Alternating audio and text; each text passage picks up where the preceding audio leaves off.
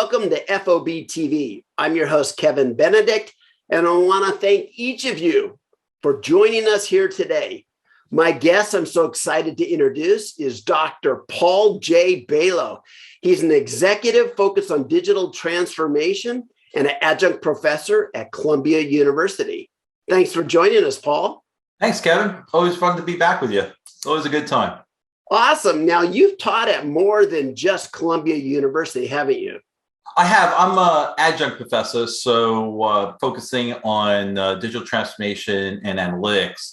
So there's a big need. So I've taught at Columbia, teach at NYU, Rice University, some of the CUNY schools. So I have a variation of different institutions, American University. So I get to see a plethora of institutions and what works and what doesn't work in the educational world. That's brilliant, because that's exactly the topic we're going to be talking about today, kind of the future of higher education. Now, here's the format that I'm going to introduce today.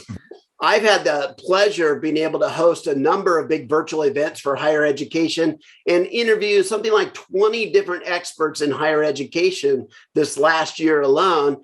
And I put together like a pretty substantial group of notes on what people think is going to happen in the future of higher education. I consolidated those down into a list of 16.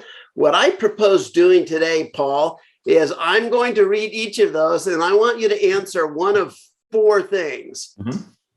Does it sound possible? Does it sound plausible? Or is it impossible or implausible that scenario is going to happen in the future? And we'll get your best thinking on that. And then you can follow up with why you think that. So let's get started. And thanks again, Paul. Yeah, anything. Yeah. So number one, the traditional university experience will be increasingly disintermediated from the university campus, and it will become digitized. Is that possible, implausible? Possible, plausible, impossible, or implausible? It's possible, and it's happening now. Okay, so plausible as well. Plausible as well. Happening as we get through coronavirus. You could see that a lot of major institutions are doing online learning and building these online communities. The tether of being anchored to a campus no longer exists. It's to the professor and to the badge of that university with your group of colleagues in that program with you. So what's going to happen to traditional university campuses? Well, not going to be there. I mean, you could look at some of the large for-profit schools that have 45,000 people and no campus, no buildings. That entanglement between a specific location and the institution, I think those days are over. It sounds like it becomes a brand and an experience rather than a physical location. I agree. I think it's the brand. I think it's the intellectual sparring with the professor. I think a lot has to do with the expectations of it. But the content and the approach are very similar in most universities. So number two scenario, future scenario. Universities will offer more flexibility and more experiences from around the metaverse. See, I got the buzzword in metaverse. Yeah. From around the metaverse and physical world. For example, study abroad programs with pop-up universities and immersive digital experiences all combined together. Plausible. In theory, it's happening now. In a sense, you can almost argue that you have these virtual types of simulations that students play in. But the problem you really have with this is almost like I could have a student read about Paris, eat French food, have pictures in their apartment about Paris, but you have to be there, right? I don't think there's a substitute for actually being in Paris, meeting the people, smelling the food. So will this happen? Yes. Will it be the end all? No. People like to be with people. People like to see what other people do. So I think even in the metaverse of this gamification of education, yes. Will it happen? Yes. Very plausible. Yes. However, I think at the end of the day, people really want to be with people in the real world. Okay. Number three, future scenario. large required courses and courses with lecture formats will increasingly be offered in digital formats only. Yeah, possible and plausible. You see that now. I've seen students in lecture halls with 300 people. I'm not too sure how that works. I was just giving a lecture at the University of Texas, and it was pretty interesting. Right before I was speaking, there was a professor with 3 TAs in one room, right? I mean, I'm not too sure what that experience is. I think it'd probably be better if you just recorded it and used artificial intelligence to sort of stimulate and have that personalization of that course. I'm not really too sure how long that will last, because students are, why am I paying all this money? I'm just a clog in a wheel, right? I mean, it's just, it's a lot of people. The student doesn't, students want to know your professor. Professor wants to know the students' names. It's hard to do at 300 students. Oh yeah, I just think that if you plan ahead and you develop, all your courses, and you have the capability of sprucing them up with animation, with movies, with sound, with, holograms, all of this kind of stuff in large numbers all the time, you could really create some works of art there. Absolutely. So future scenario number 4, degrees will evolve to being like a playlist of songs where catalogs of approved courses from a variety of producers can be selected to fulfill degree requirements. Assessing, testing, mentoring will all be available online, AKA the metaverse. Possible, plausible, and I actually wrote a paper in my PhD program about this already. And the program basically says the only missing piece is accreditation. So you have MOOCs, massive open online courses from some of the top universities in the world. You can take them, but no one's going to give you credit for them. All we really need in my paper that I wrote is a body, right, that will credit you for taking these free online classes, massive open online courses. And if you could do that, you could get the credit and then you could apply it to your institution. Or you could create an institution that basically says, here's your core knowledge, have at it with the MOOCs, driving down the course, increasing the variety of professors. You pick the best of the best professors at all the universities, and you get your degree that way. Fascinating. You're getting ahead of us here. Yeah, I wrote about 4 years ago this paper, and I said, wow, okay, we could start our own school without ever actually producing a class. Wow. Well, that's in my notes. We'll get to that here just a moment. Matter of fact, number 5, the future scenario number 5, rock star professors will emerge to teach approved courses to tens of thousands of students, which will ultimately disrupt university business models. Possible, plausible, and currently happening, except it hasn't rocked the model.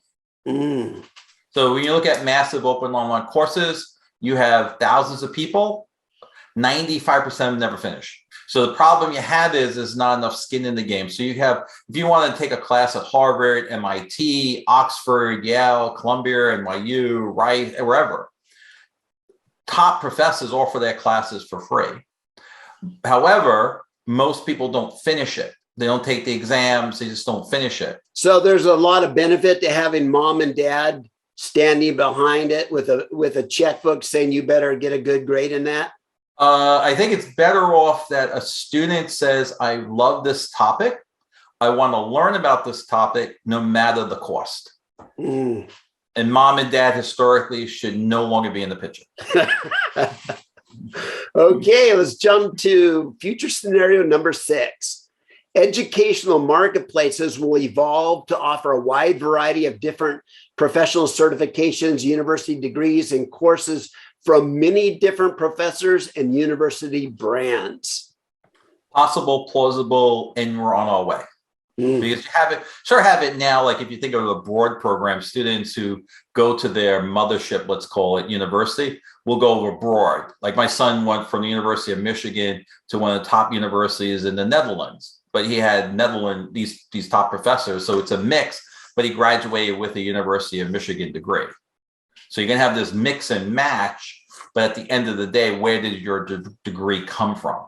That's sort of going back to your point about the branding and the value of the brand. Future scenario number 7, increasingly big tech companies and media will get involved with producing and licensing educational content, content creation services, and distribution. Think Associated Press offering subscriptions and licensing to their content so it can be used in the classroom. Possible, plausible, absolutely. You see that now. Top-notch certifications from Apple, Google, Facebook, specific certifications. But if you think about I was thinking about this question the other day, really. If you go back and you look at the space age, there's a company called Grumman Aerospace out in Bethpage, Long Island. And they created a company, Grumman Institute. And that was predominantly for top-notch engineers to get educated. And that got converted into something called Polytech. And now it's actually part of NYU. So you had these these private, for-profit companies building out these educational institutes, which then transformed into solid foundational type of colleges.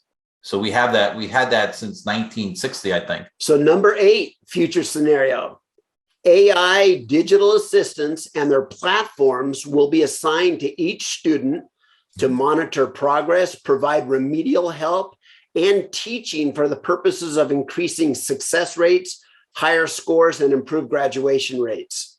Possible, plausible, and China does that now. Wow. Tell me about it. Yeah, so China actually has something called No Child Left Behind. It's sort of like in the United States. Mm-hmm. We have this big mass migration of people leaving the farm, coming to the city. But what they do is they leave the children behind. So the grandparents still on the farm with the child.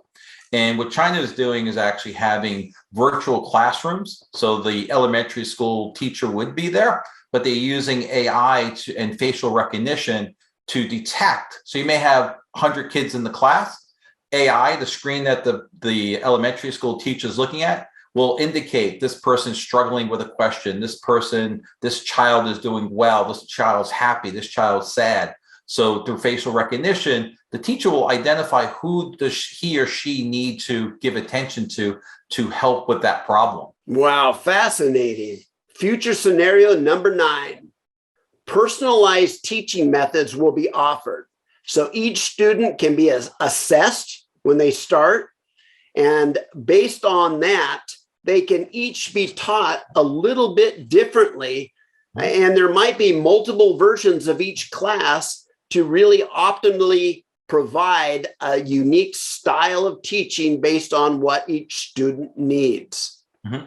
Possible, plausible. There is a hybrid approach to this. There's a company called 2U. They do a lot of the online education for a lot of the institutions, but a student could go at it at their own pace, and then you could sort of customize it as necessary, and they monitor the progress of the student. Wow, I could have used that. I ended up taking some courses multiple times just because, the context was unfamiliar to me and I had to really get my head wrapped around it. So I had, before the deadline, I'd take a look at that and go, I need another round, another try at this because I'm not getting anywhere on this. And, ultimately get there. But it would be very helpful to have that digital assistant really be monitoring your performance and your progress along the way, and just giving you remedial work along the way, saying, hey, it doesn't seem like you understand the context of this term. Let me give you some history of that, and really helping you, adjust along the way and catch up. Yeah, absolutely. So it's almost like your educational pal, right? It's your little own avatar, your educational avatar. Like when you go into a university, they should give you this. This should be your friend for the next 4 years. Oh yeah, put a name on them and a face on them. That's your personal tutor. Yeah, absolutely. Brilliant. Okay, let's see here. Let's go to future scenario number 10. Universities will increasingly become digital content studios, competing on content, entertainment, and providing the best digital experiences and immersive experiences anywhere in the metaverse. Possible, plausible.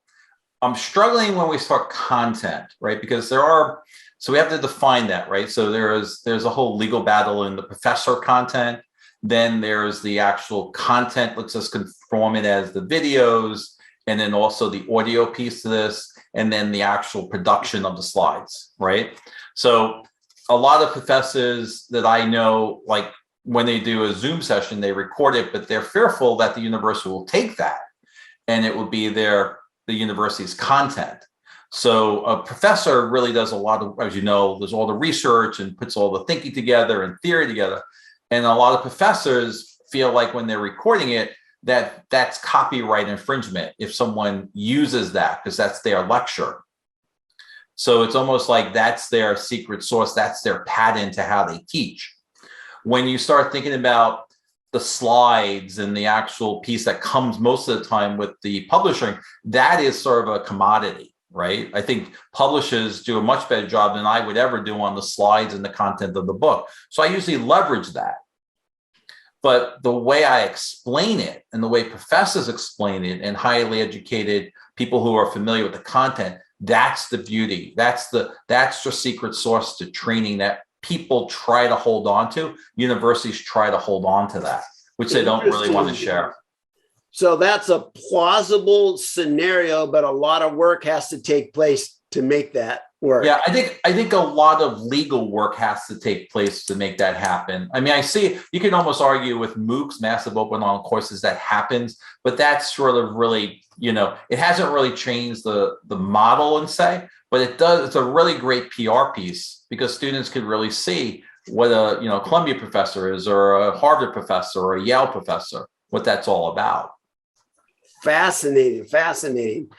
So future scenario number 11, university content studios will require new roles, new talent, new skills, new equipment, educational technologists that are specifically focused on lighting and video and angles and content. And, you and I could be talking and words could be, could be formed right here and an animated picture over here.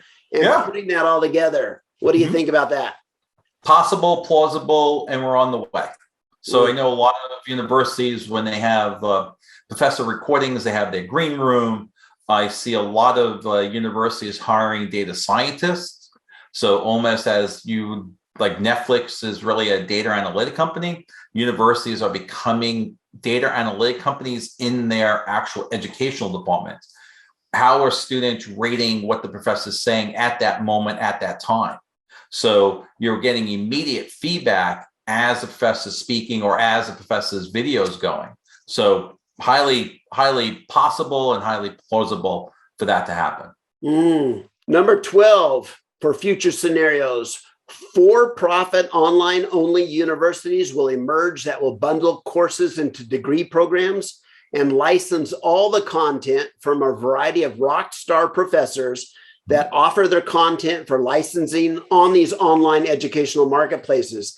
These degrees can be bundled and priced with or without experience and travel packages provided by third parties. Possible, plausible, and right around the corner, I think. All right. Right? Because you might actually think that a professor will be the producer of all this content and would sell this or be part of that. So you really just almost like a Netflix and a Disney Plus, right? Where there'd be a group of people producing the content, but will then be sold to different institutions. And it might be the same content, right? Because I might see something on Netflix and then might see something on Amazon Prime, but there'd be slight changes, right? Because I could see the same actor and actress on Netflix, and I could see the same actor or actress on Prime. They're both competitors, but I could see different movies. I think what's going to happen is you might see a professor at Harvard, at Princeton, same professor, doing the same material, only representing a different institution or packaged differently. What we'll have to change, though, is the law and the legality behind it and the union rules, depending on if the institution has a union. Fascinating. Oh. And professors will then build content, and that will be their sole purpose, is to build content to school X. Oh, man. The maker economy goes, maker economy, converges with professors in higher education. Love it. Okay, 13 in future scenarios. Blockchain and digital ledger technology will ensure a permanent and accessible record of courses taken, certificates earned, enrolled students, test scores, course completions, etc. Possible, plausible, but I haven't seen anything with it yet. So I haven't seen blockchain really used in the way that it really to sort of from point A to point B. I haven't read anything about, I haven't seen anything about that. What I have seen is the ability to sort of monitor behavior for students and then sort of react as quick as possible in order to keep them engaged. But I haven't seen personally or experienced anything with blockchain in the university setting for that specific period. Interesting. Okay, number 14.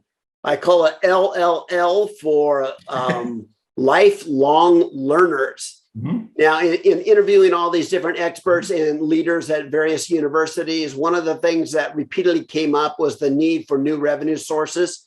Mm-hmm. And one of those may, in fact, be this future scenario.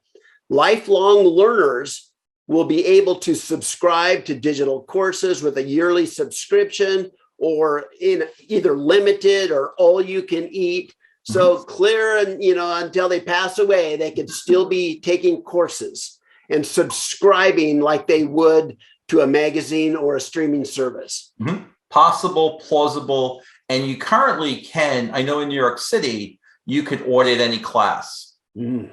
So if you want to audit a class, not necessarily you want to go for the degree and get the credit, but you could sit in at, Baruch College, or you could sit in at any of the public universities, I believe, across the United States. I don't know about the private ones. I'm sure there's a way that you would pay to audit the class.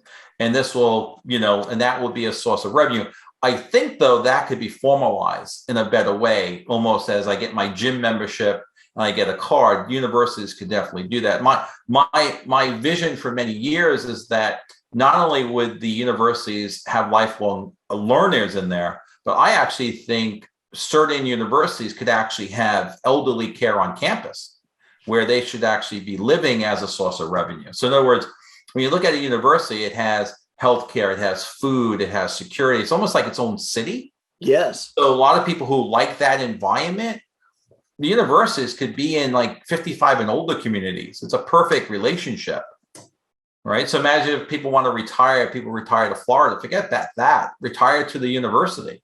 You're in the right. My, I love that idea. Yeah. Well, at least if there's a vacuum that forms when more people go online, maybe that'll free up more of the existing facilities for that kind of service. Absolutely. And they could, it would be part of the community. A part of this will be, you could use the gym, you could use, the facilities, and you pay a price not only for the educational piece, but to be living on campus. It's like a lot of times if you're like, Kiplinger's magazine or for like retirement places, a lot of what they're saying is, hey, retire to a college town. Right? Oh, yeah. I'm saying don't retire to a college town, retire to the college. Ooh, I love it. I can just see it now at football games. All the elderly take off their shirts, paint the name of their football team. I mean, there are some places, I think, like Penn State, right? I mean, we are Penn State, right? I think a lot of people, alumni specifically, would probably like to go live back on campus.